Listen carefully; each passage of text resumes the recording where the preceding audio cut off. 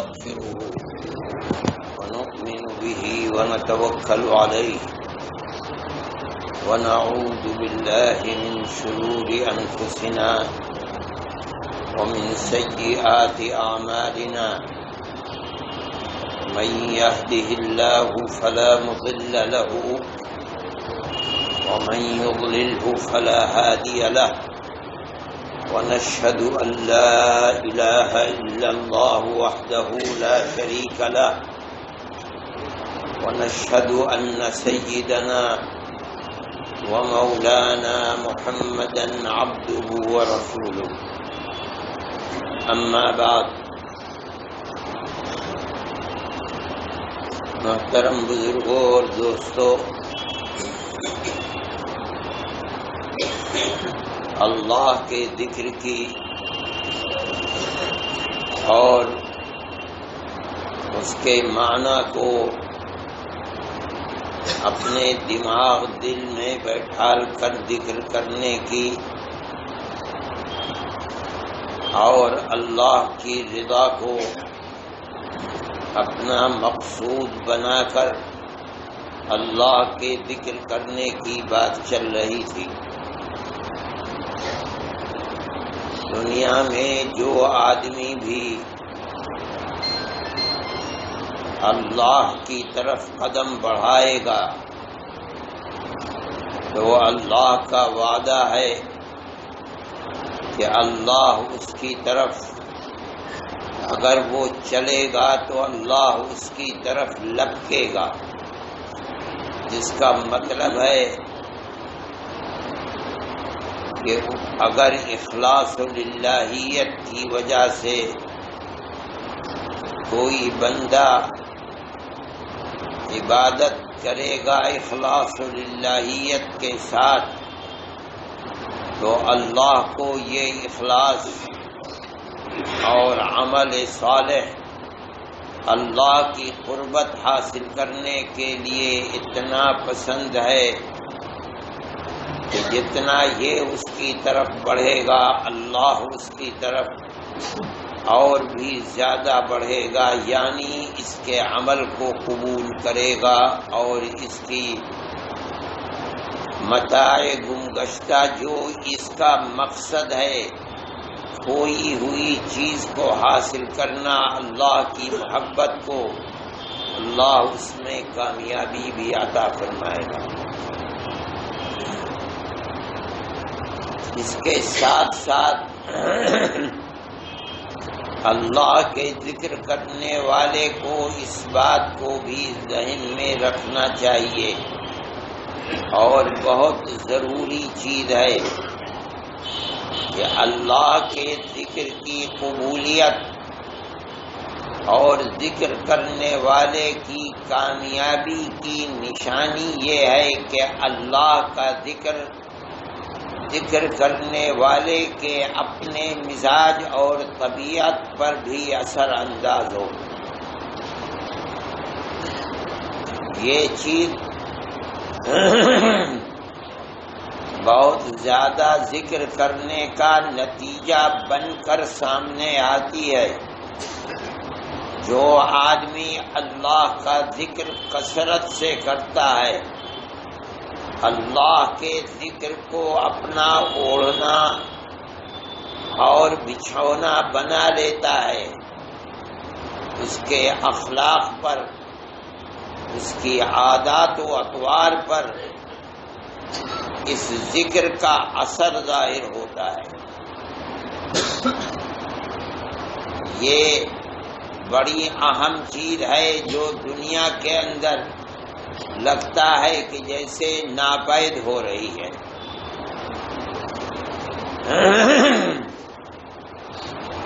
ذکر اللہ کا اثر انسان کی زندگی پر نہ ہو، اس کے عادات و اطوار پر نہ ہو، اس کے اخلاق پر نہ ہو، یہ نہیں ہو سکتا۔ اگر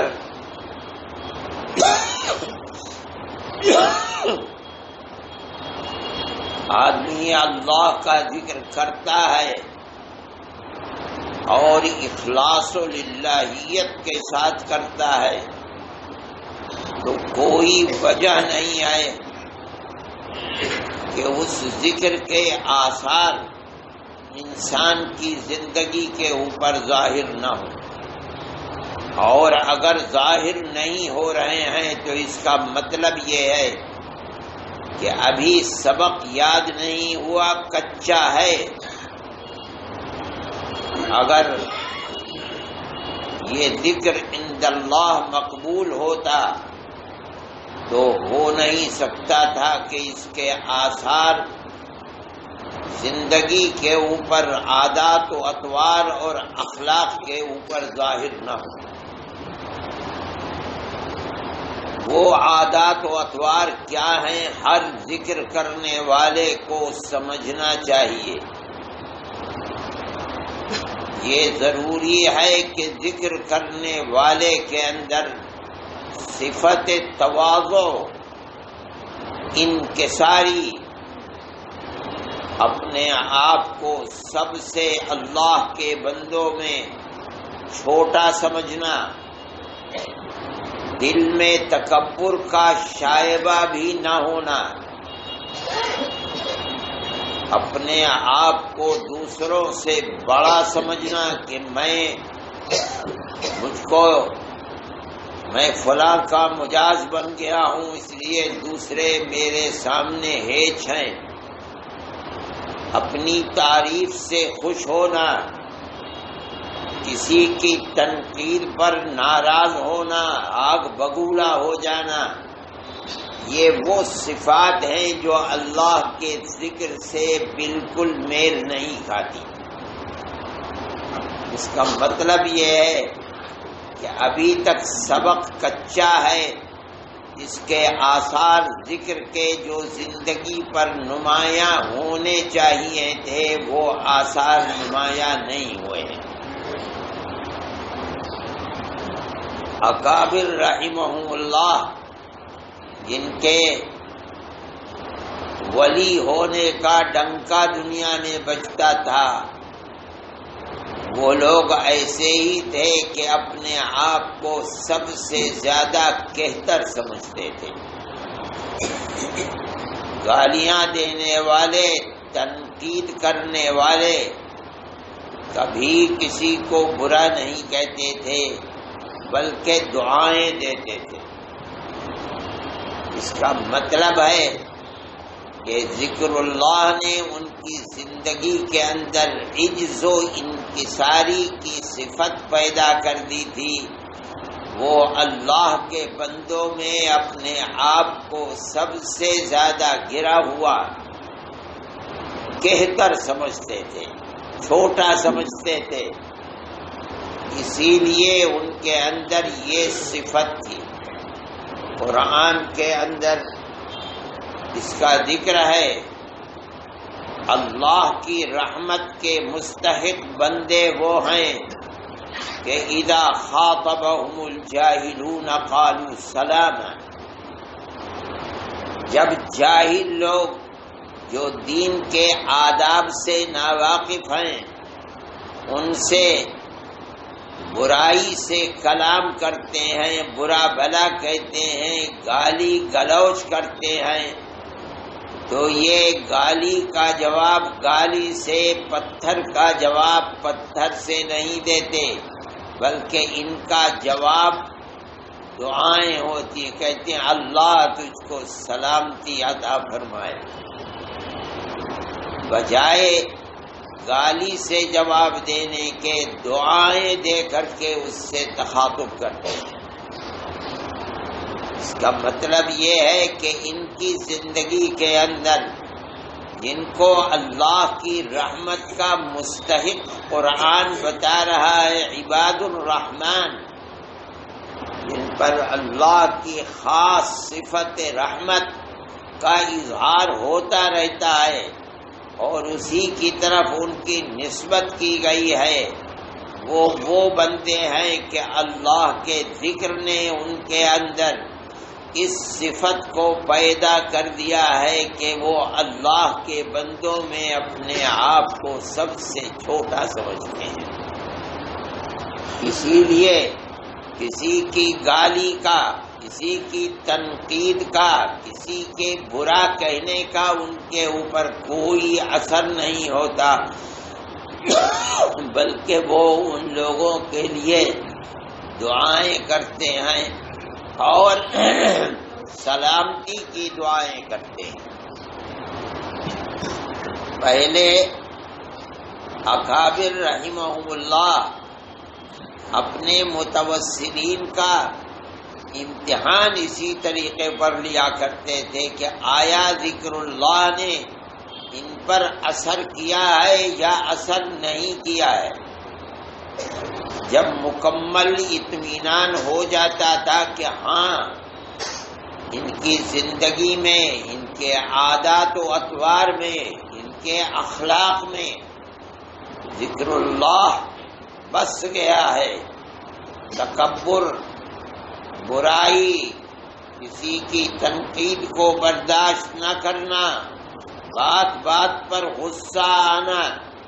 یہ بری صفات اللہ کے ذکر نے ان کے اندر سے نکال دی ہیں،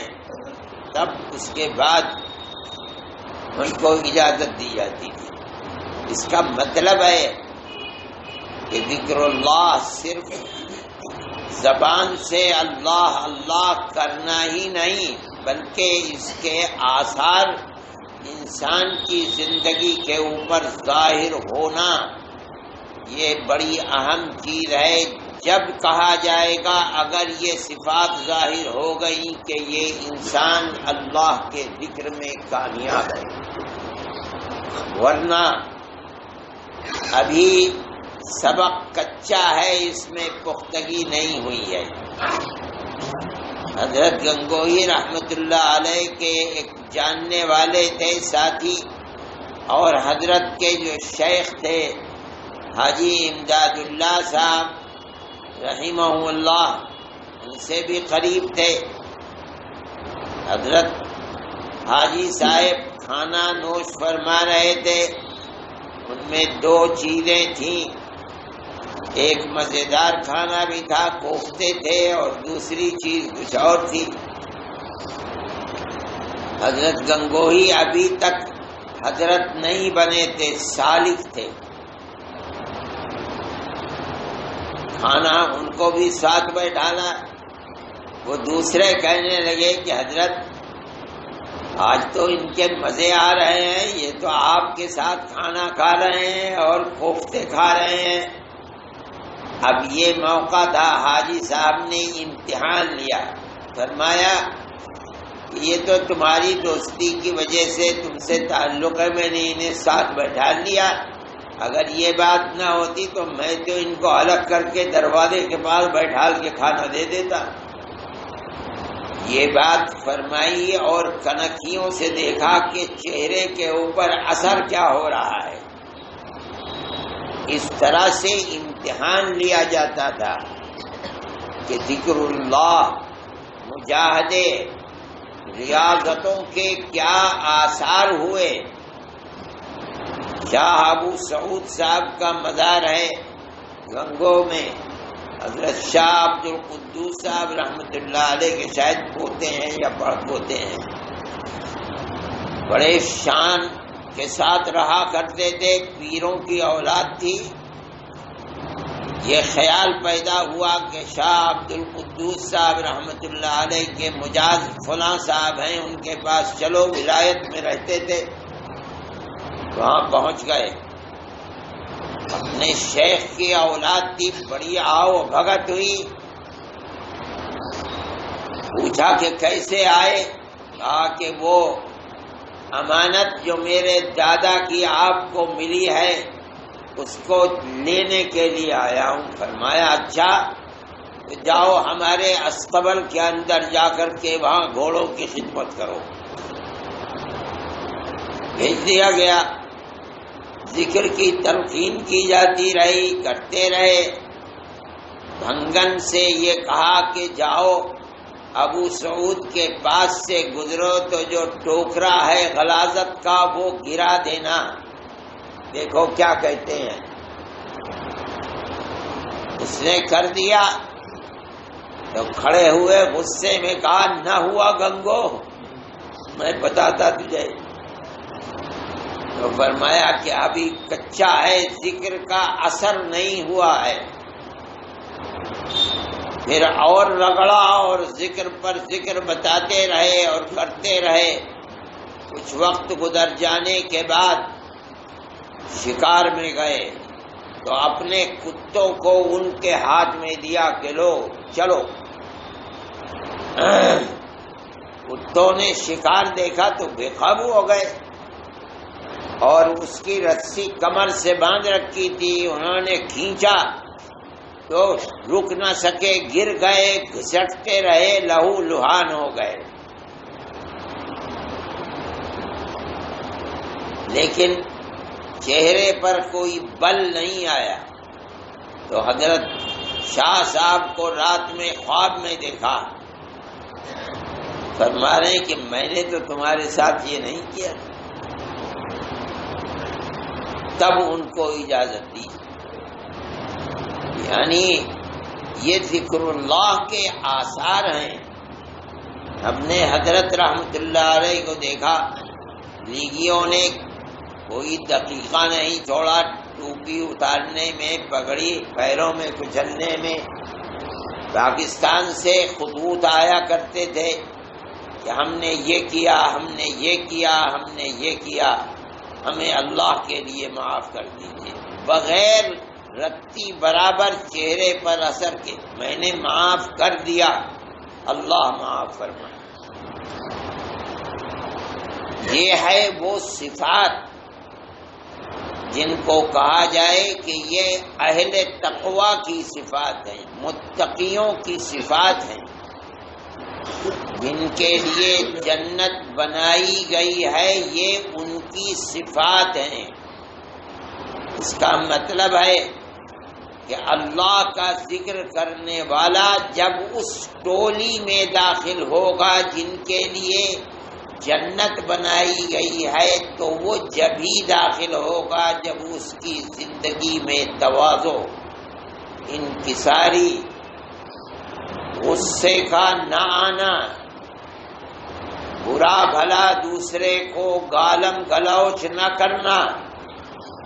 تب جا کر کے آدمی متقی بنے گا۔ ورنہ ان برائیوں کے ساتھ، تکبر کے ساتھ، اپنی تعریف سے خوش ہونے کے ساتھ وہ متقیوں کے ٹولے میں داخل نہیں ہوگا۔ اسی لیے قرآن نے جب یہ فرمایا کہ اعدت للمتقین، جنت متقیوں کے لیے بنائی گئی ہے، تو قرآن نے بتایا کہ متقی لوگوں کی نشانی کیا ہے۔ سب سے پہلی چیز کہ وہ بخیل نہیں ہوتے۔ کیا مطلب؟ ان کو مال و دولت سے اتنی محبت نہیں ہوتی کہ وہ کسی کی محتاجگی کو دور کریں، بلکہ وہ ہر وقت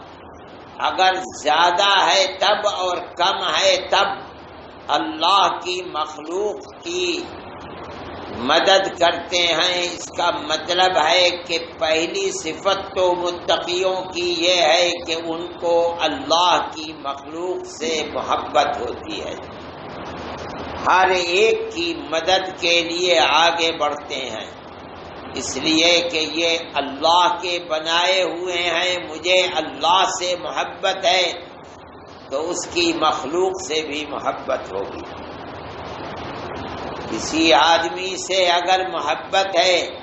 آپ اس کے بچے سے محبت کریں تو ماں باپ کے دل میں خود بخود آپ کی محبت پیدا ہوگی۔ جو اللہ کی مخلوق کے ساتھ اچھا معاملہ کرے گا تو اس مخلوق کو پیدا کرنے والا آپ سے محبت کرنے لگے گا۔ اس لیے پہلی نشانی یہ ہے کہ ينفقون فی السراء والضراء، کم ہو تب اور زیادہ ہو تب اللہ کی مخلوق کی حاجت کو پورا کرنے پر مال کو خرچ کرتے ہیں، اور دوسری اور تیسری صفات وہی ہیں جو میں نے کہی، والکاظمین الغیظ والعافین عن الناس، یہ غصے کو پیتے ہیں، ان کو غصہ نہیں آتا۔ غصہ ہمیشہ آتا ہے اپنے سے کمزور پر، طاقتور پر کبھی غصہ نہیں آتا۔ اپنا سر پھوڑے گا اگر طاقتور پر غصہ کرے گا، اگرچہ کمزور ہیں اس کے سامنے لیکن اس کے باوجود غصہ کبھی نہیں کرتا، قزم غیظ کرتا، غصے کو پیتا ہے۔ اگرچہ بڑا ہے اور سامنے والا چھوٹا ہے لیکن اپنے آپ کو بڑا نہیں سمجھتا، معاملہ ویسا نہیں کرتا۔ اور دوسرے والعافین عن الناس، لوگوں سے اگر قصور ہوتا ہے، کوئی اس کو برا بھلا کہتا ہے، کوئی گالی دیتا ہے، کوئی تنقید کرتا ہے، تو پتھر کا جواب پتھر سے نہیں، عفو و درگزر کا معاملہ کرتے ہیں۔ یہ کہاں سے صفات پیدا ہو گئی؟ غصے کا نانا ہر ایک پر، چاہے کوئی بھی ہو، چھوٹا ہو بڑا ہو، فقیر ہو دولت مند ہو، مسلمان ہو ہندو ہو، قرآن کہتا ہے والعافین عن الناس، لوگوں کو عفو کرنے والے، معاف کرنے والے۔ والعافین عن المسلمین نہیں کہتا ہے، مطلب ہے کہ وہ کوئی بھی ہو، ہندو ہو، مسلمان ہو، سکھ ہو، کرسچن ہو، یہودی ہو، کسی کی طرف سے کوئی بھی بات آئے، عفو درگزر۔ یہ کہاں سے صفات پیدا ہو گئی؟ یہ صفات پیدا ہوئی ہیں ذکر اللہ سے، تبھی تو متقیوں کی ٹولی میں پہنچے گا۔ اگر آدمی اللہ کا ذکر بھی کرتا ہے اور اپنے آپ کو رونمائی، لوگوں کے سامنے بڑائی، اوپر بیٹھنے کی، آگے بیٹھنے کی کوشش بھی کرتا ہے، اپنے آپ کو لوگوں کے سامنے بڑا بنا کر ظاہر کرنے کی کوشش بھی کرتا ہے، اس کا مطلب یہ ہے کہ وہ متقیوں کی ٹولی میں ابھی شریک نہیں ہو سکا، یعنی اللہ کا ذکر اس پر اثر انداز نہیں۔ یہ نشانیاں ہیں ذکر اللہ کی مقبولیت کی۔ آدمی کی زندگی میں اگر ذکر اللہ اترے گا، اللہ کے یہاں مقبول ہوگا، تو اس ذکر اللہ کے ساتھ ساتھ تکبر بھاگے گا، غصہ نکل جائے گا، رونمائی، اپنے آپ کو لوگوں کے مقابلے میں بڑا بنانے کی صفت، سمجھنے کی صفت ختم ہوگی، بلکہ اپنے اندر ذکر کرنے والا محسوس کرے گا عجز کو،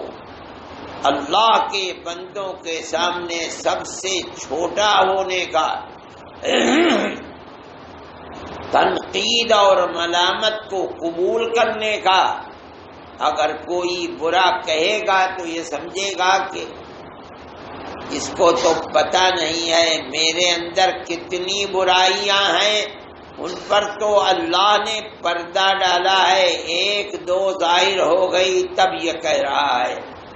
اگر اللہ اس پردے کو اٹھا لیتا تو یہ تو میری طرف رخ کر کے دھوپتا بھی نہ کبھی۔ اپنے آپ کو اتنا چھوٹا سمجھنا، کوئی تعریف کرنے والا تعریف نہ کرے، نہ قبول کرنا، یہ ذکر اللہ کی صفات ہے، ذکر اللہ کا نتیجہ ہے۔ ہر ذکر کرنے والے کو اپنی زندگی میں ٹٹولنا چاہیے۔ اگر اپنے آپ کو نمایاں کرنے کی، لوگوں میں اپنے آپ کو ممتاز کرنے کی دل میں چاہت ہے، طلب ہے، اس کا مطلب ہے اپنی تعریف سے خوش ہوتا ہے، تو مطلب ہے کہ ابھی ذکر اللہ مزاج اور طبیعت میں رچا بسا نہیں ہے۔ ہمارے سامنے اگر کوئی تعریف کرتا ہے تو ہم تو گدھے کی طرح پھول جاتے ہیں، خوش ہوتے ہیں۔ ہم نے حضرت رحمت اللہ علیہ کو دیکھا کہ مجال ہے جو کوئی آپ کی شان میں کوئی قصیدہ پڑھ دے، اللہ اکبر، حالانکہ اٹھنے میں گھٹنوں میں تکلیف تھی بہت، اٹھتے تھے اور ہاتھ سے چھین کر پھاڑ کے پھینک دیتے تھے۔ اسی مجلس کے اندر تعریف کوئی کرے، یہ ہے اللہ کے ذکر کا اثر۔ اب اس زمانے کے اندر اس کی تلقین ذکر اللہ کرنے والوں کو نہیں کی جاتی ہے، لیکن میں کہتا ہوں جن بزرگوں کو دیکھا ہے ان کی زندگی کو دیکھ کر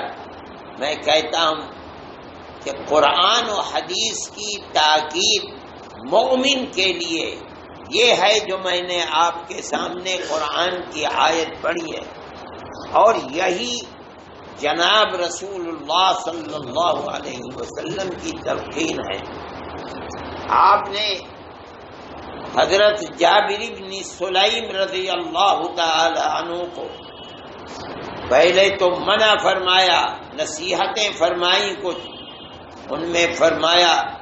لا تسبن احدا، کبھی کسی کو گالی مت دینا، چاہے تمہارا دشمن ہو اس کو مت دینا، تمہارا دوست ہو اس کو مت دینا، تمہاری تعریف کرنے والا ہو اس کو مت دینا، تمہاری تنقیص کرنے والا ہو اس کو مت دینا۔ کبھی کسی کو گالی دینے کا مطلب ہے کہ ابھی نفس زندہ ہے، دوسرے کی طرف سے کوئی بات طبیعت کے خلاف کہہ دی اس نے تمہاری شان میں، تو تم نکل گئے، تھیلے سے باہر ہو گئی بلی اور اسے برا کہنے لگے، گالی دینے لگے، کبھی مت کرنا۔ جابر فرماتے ہیں کہ بس میں نے آپ کی اس نصیحت کو پلے سے باندھ دیا، وہ دن اور آج کا دن، فما سببت بعده لا حرا ولا عبدا ولا شاتا ولا بعیرا، نہ میں نے کبھی کسی آزاد کو گالی دی، نہ غلام کو گالی دی، نہ بکری کو گالی دی، نہ اونٹ کو گالی دی۔ یہ اللہ کی نبی کی صحبت کیمیا اثر کا اثر تھا کہ آپ کی زبان سے نصیحت نکلی، اور جابر پہلی ملاقات تھی، اس سے پہلے کبھی دیکھا بھی نہیں تھا، بظاہر یہ ہے کہ مومن بھی نہیں تھے، آپ کے ایمان لا کر آپ کے مبارک چہرے پر نظر پڑی اور زندگی بدل گئی، آپ کی زبان سے نصیحت نکلی اور اس طرح کہ وہ زندگی رگ و پے کے اندر دل و دماغ میں اتر گئی، ساری زندگی پھر کسی کو گالی نہیں دی، اور تکبر سے منع فرمایا، بلکہ تکبر کرنے والوں کے طور طریقے سے بھی منع فرمایا ارفع ازارک الی نصف الساق، اپنی دھوتی کو، لنگی کو، پاجامے کو آدھی پنڈلیوں تک، نہیں تو ٹخنے سے اوپر تک، یہ نشانی ہے تکبر کرنے والوں کی، نہ تکبر کر، نہ تکبر کرنے والوں کی نشانی کو اپنا۔ اور آخر میں نصیحت فرمائی وَإِن شَتَمَكَ أَوْ عَيَّرَكَ أَحَدٌ بِمَا يَعْلَمُ فِيكَ فلا تعیرہ بما تعلم فیہ، اگر تیری کسی کمزوری کو دوسرا آدمی جانتا تھا اور تجھے مجمع میں ذلیل کر رہا ہے، اچھا آج نصیحت کرنے آیا ہے، بھول گیا جب تو یہ کرتا تھا، یہ کرتا تھا، شراب پیتا تھا، یہ کرتا تھا، حالانکہ توبہ کر کے اپنی زندگی بدل چکا ہے، تو اللہ کا نبی فرماتا ہے تو اگر اس کی کسی کمزوری کو جانتا ہے تو اپنی زبان پر اس کو نہ لا۔ کیا مطلب ہے؟ معاف کر، وہ جو کر رہا ہے کرنے دے، تو نہ کر۔ بڑا مشکل کام ہے کسی کی بات کو، بری بات کو سہار لینا اور اس کی بری بات کو زبان پر نہ لانا آسان کام نہیں ہے۔ اللہ کا نبی یہ نصیحت فرما رہا ہے، یہ وہی چیز ہے وہ عدت للمتقین کے اندر بتایا تھا، والکاظمین الغیظ والعافین عن الناس، غصے کو پینے والے، لوگوں کے برے سلوک پر عفو و درگزر کا معاملہ کرنے والے، یہ لوگ ہیں جو متقیوں کی ٹولی کے اندر شریک ہوں گے۔ یہ وہ خوش نصیب ہیں جن کے لیے جنت کو بنایا گیا ہے۔ اللہ کا ذکر کرنے والے کو خود اپنی زندگی کو ٹٹولنا چاہیے،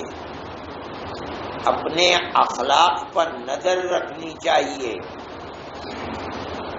یہ دیکھنا چاہیے کہ کوئی تعریف کرتا ہے تو طبیعت کے اندر خوشی ہوتی ہے، یا کسی کا زندہ باد کہنا یا مردہ باد کہنا دونوں برابر ہے۔ حضرت حاجی صاحب نے جب حضرت گنگوہی رحمت اللہ علیہ سے ان کے